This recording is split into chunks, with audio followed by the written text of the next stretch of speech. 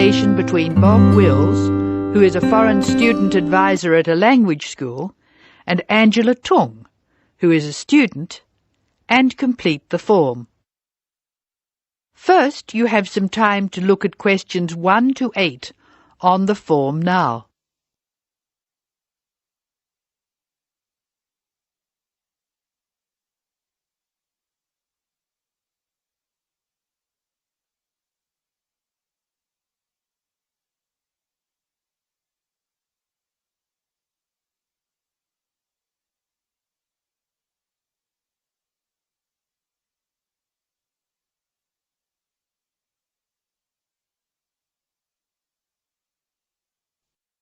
You should answer the questions as you listen because you will not hear the recording a second time.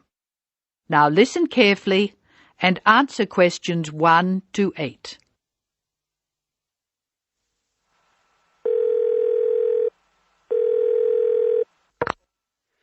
Hello, Foreign Student Advisor's Office. This is Bob Wills speaking. Can I help you?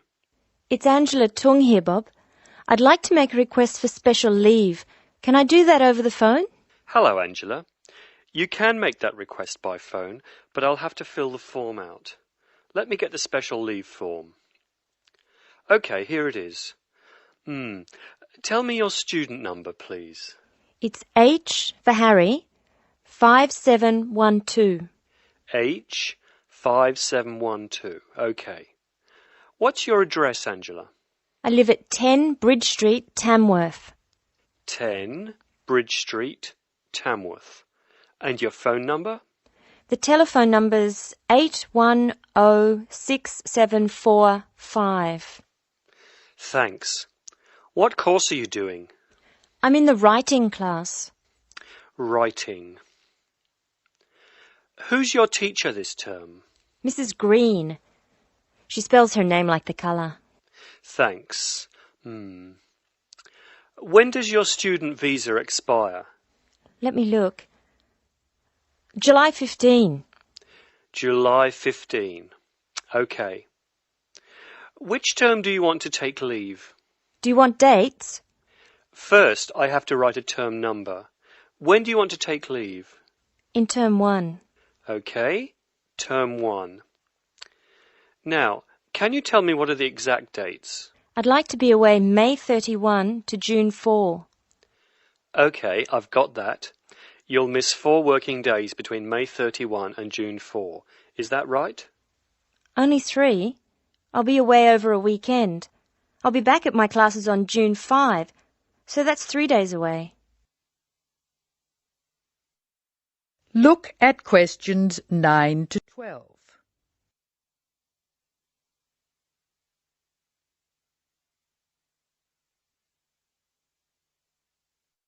Now listen to more of the conversation between Angela and Bob.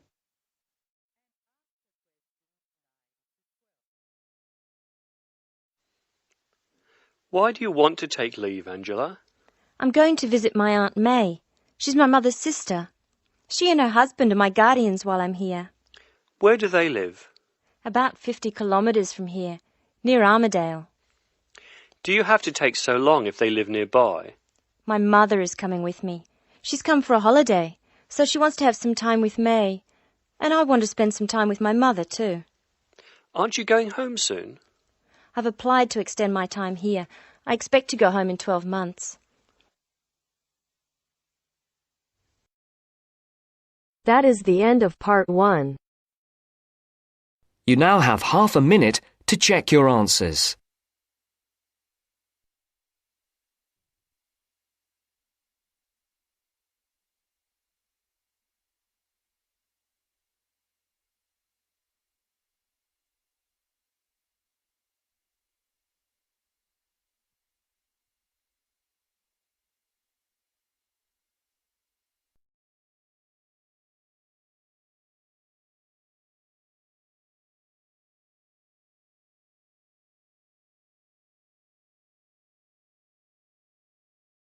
Now turns to part 2. Part 2. You will hear Joanne describing her home city of Darwin in Australia to a man called Rob, who hopes to go there. First, you have some time to look at questions 11 to 15.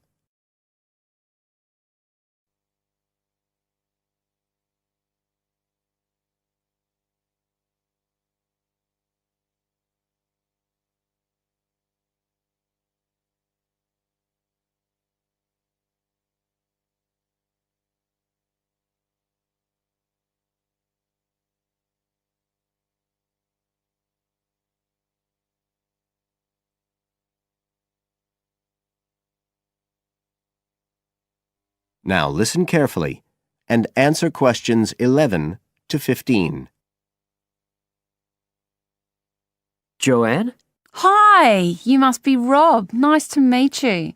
So, I hear you're planning to visit Australia. Yeah, and I really wanted to talk to you because I was thinking of spending some time in Darwin, and my sister told me you're from there. That's right. So, tell me about it. Well, where shall I start? Well, Darwin's in what they call the top end because it's right up at the northern end of Australia, and it's quite different from the rest of Australia in terms of cultural influences. In fact, it's nearer to Jakarta in Indonesia than it is to Sydney, so you get a very strong Asian influence there. That means we get lots of tourists. People from other parts of Australia are attracted by this sort of international cosmopolitan image. And as well as that, we've got the same laid-back atmosphere you get all over Australia, probably more so, if anything, because of the climate. But what a lot of the tourists don't realise until they get there is that the city's also got a very young population. The average age is just 29, and this makes the whole place very buzzy. Some people think that there might not be that much going on as far as art and music and dancing and so on are concerned because it's so remote. I mean, we don't really get things like theatre and opera in the same way as cities down in the south like Sydney, for example, because of the transport expenses. But in fact, what happens is that we just do it ourselves. Lots of people play music, classical as well as pop, and there are things like artists groups and writers groups and dance classes. Everyone does something. We don't just sit and watch other people. You said it's very international? Yeah, they say there's over 70 different nationalities in Darwin. For instance, there's been a Chinese population there for over 100 years. We've even got a Chinese temple. It was built way back in 1887, but when a very bad storm, a cyclone, in fact, hit Darwin in the 1970s, it was almost completely destroyed. The only parts of the temple that survived were part of the altars and the stone lions. But after the storm, they reconstructed it using modern materials. It's still used as a religious centre today, but it's open to tourists too, and it's definitely worth going to see it. Oh, and as far as getting around goes, you'll see places that advertise bicycles for hire, but I wouldn't recommend it. A lot of the year it's just so hot and humid. Some tourists think it'll be fine because there's not much in the way of hills and the traffic's quite light compared with some places, but believe me, you're better off with public transport. It's fine and not expensive. Or you can hire a car, but it's not really worth it. What's the swimming like? Well, there are some good beaches, but the trouble is that there's this nasty creature called the box jellyfish, and if it stings you, you're in bad trouble. So you have to be very careful most of the year, especially in the winter months. You can wear a lycra suit to cover your arms and legs, but I wouldn't like to risk it even so, personally. And there are the saltwater crocodiles too. I mean, I don't want to put you off. There are protected swimming areas netted off where you'll be safe from jellyfish and crocs, or there are the public swimming pools. They're fine, of course. You now have some time to look at questions 16 to 20.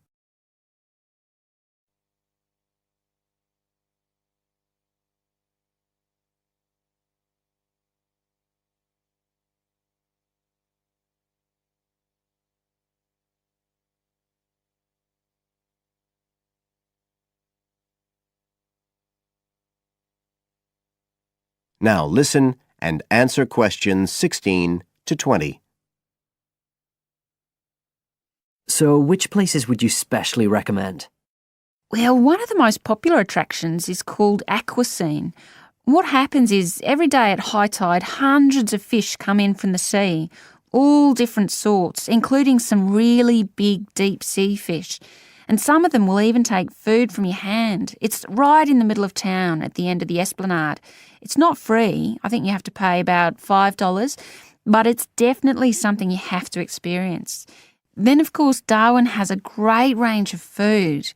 Being such a cosmopolitan place, and if you don't have lots to spend, the best place to go is to Smith Street Mall, where they have stalls selling stuff to eat.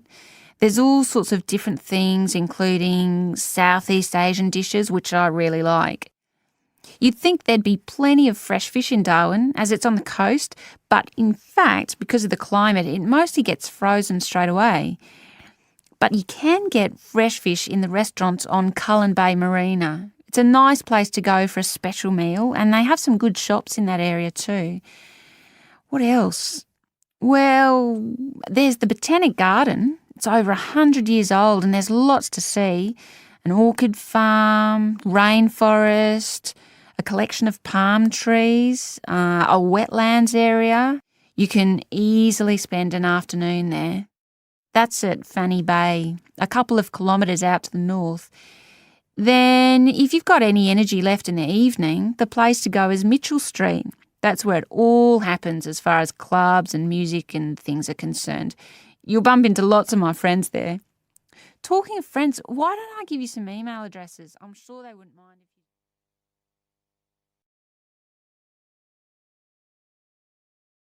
That is the end of part 2.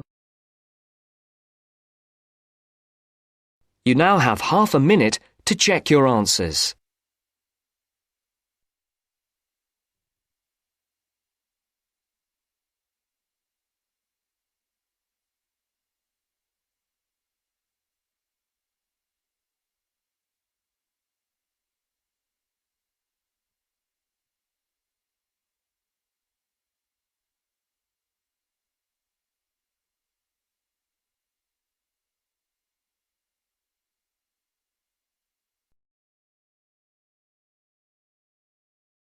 Now turns to part 3. Part 3. You'll hear an introduction on the housing conditions in Chapmanville. First, you have some time to look at questions 21 to 24.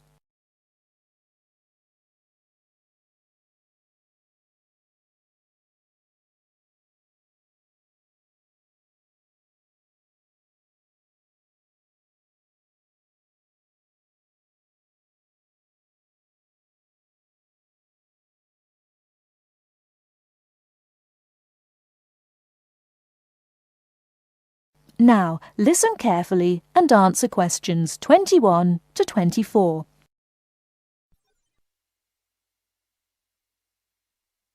Listen carefully. Hi, I'm Gavin Murray. I'm the rental manager for the Central Chapmanville Real Estate Agency. I'm a real estate agent, much like any other, in that I help people buy and sell houses. But about half of my time is spent working to assist people in renting houses and flats. I've been in this business for a dozen years now, and I know the city very well, in terms of which areas are the better places to live and how much it costs to rent in these areas. Now, I normally divide Chapmanville into 3 areas in terms of rental prices. Generally speaking, the area in the northern part of the city is the low end of the spectrum, the cheapest housing. So if you're looking to spend as little as possible on rent, I suggest you look there. The most expensive area would be the eastern part of Chapmanville. Most people think it's the prettiest part of the metropolitan area because of all the hills and parks. As so many people desire to live there, housing prices tend to be quite high. The middle market in terms of price for accommodation is found in the city's western and southern areas. Now, let me give some examples of how much it will cost you to rent in these areas. Let's imagine you're a single person looking for a 1-bedroom flat. In eastern Chapmanville, you would be paying no less than $650 a month for such a flat. You won't find anything for less than that. But a lot of people pay as much as $1,100 per month or more. The higher-priced flats are usually the ones in the hills, which run through the east. They've got the best views of the city. A similarly sized flat in the west of the city and the south, two for that matter, would cost you at most $650. But there are many flats going for less, and if you look around a bit, you can find one for as little as $350. That's quite a reasonable rental price for most people. If you find that too expensive, I suggest you head to Chapmanville's north, where the cheapest flats are to be found. One-bedroom flats there start from about $170 a month and up to about $400.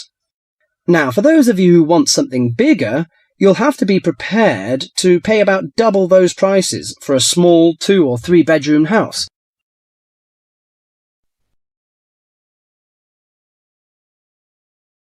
Before you hear the rest of the talk, you have some time to look at questions 25 to 30.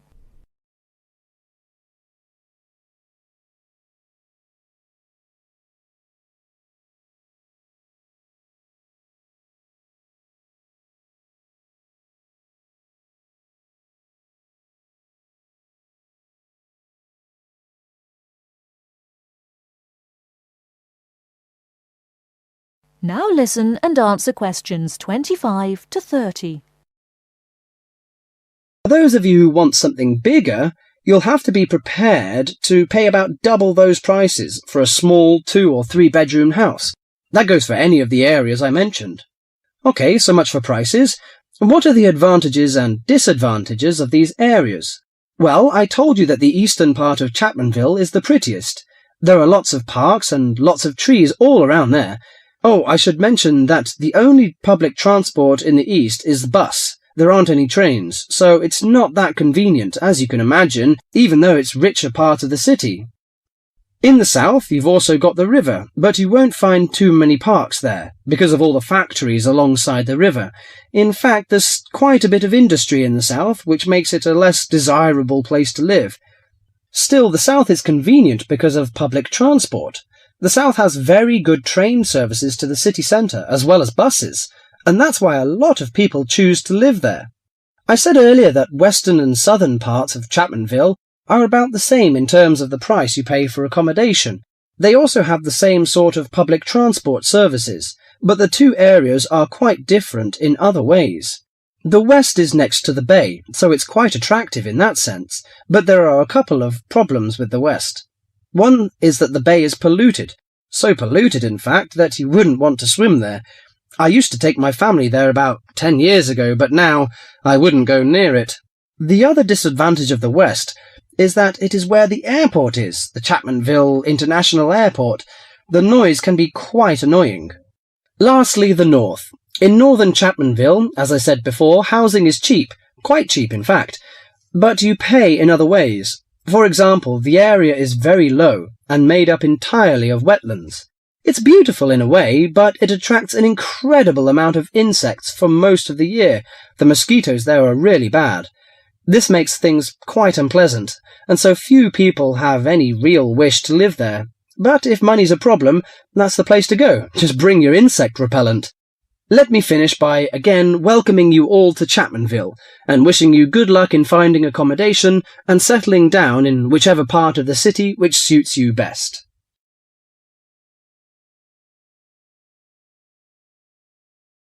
That is the end of part 3. You now have half a minute to check your answers.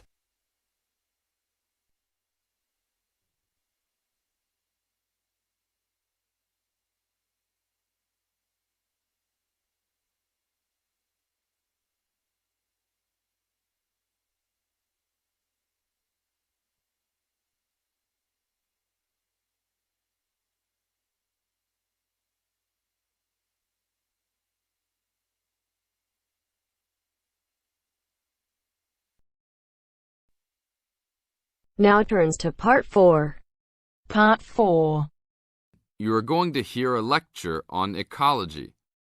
First, you have some time to look at questions 31 to 35.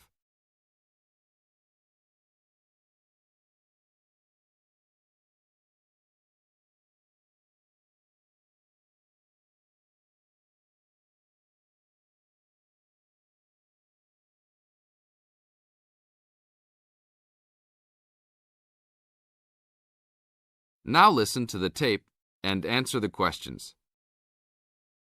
Good afternoon. I'd like to turn it over to Dr. Carey, who will talk about the programme in restoration ecology. Thanks, Chris. A lot of people think that human beings can do whatever they want to the environment. But as Aldo Leopold taught, land is a system of interdependent parts which should be regarded as a community and not a commodity.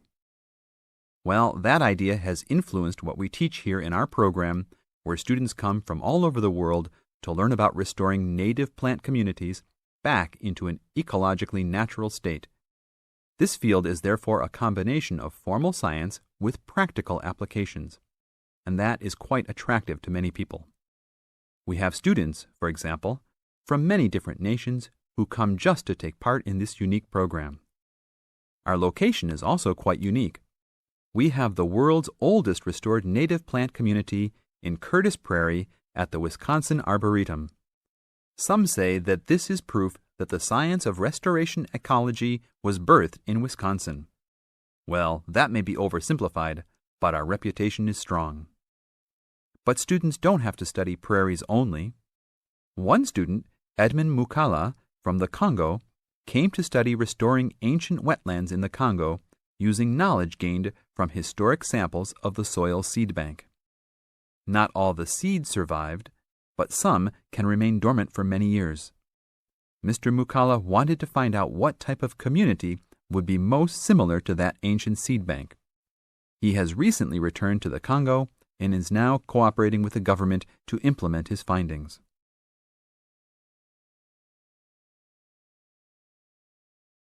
Now look at questions 36 to 40.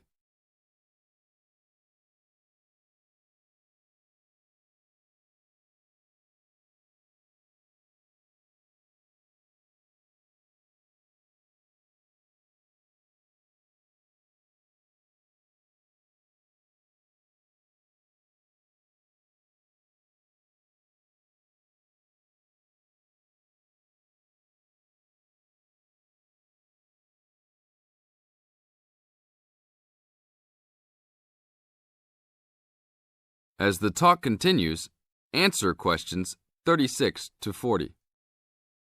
So the only prerequisite for doing research here is that it is a native plant community. That means not just prairies, but wetlands, woodlands, savannas, and other environments. We're proud of the diversity of research topics in our program. And we continue to grow. This year we have 32 new students from 8 different countries. When students first arrive, they begin rigid coursework in statistics, ecology, plant identification, and the theory of landscape change. Then they take part in internships at local conservation agencies such as the Arboretum, the Nature Conservancy, the Parks Department, and others. We find internships to be crucial in helping students apply the knowledge they have gained in the classroom. And we're proud to say that, since the beginning, we have graduated 277 students with master degrees from our programs and 122 students with PhDs. Some have gone on to bigger and better things. One graduate is now the director of the Worldwide Fund for Nature in China. Another is the director of Parks Development in California. And others now lead their own research departments in universities around the world.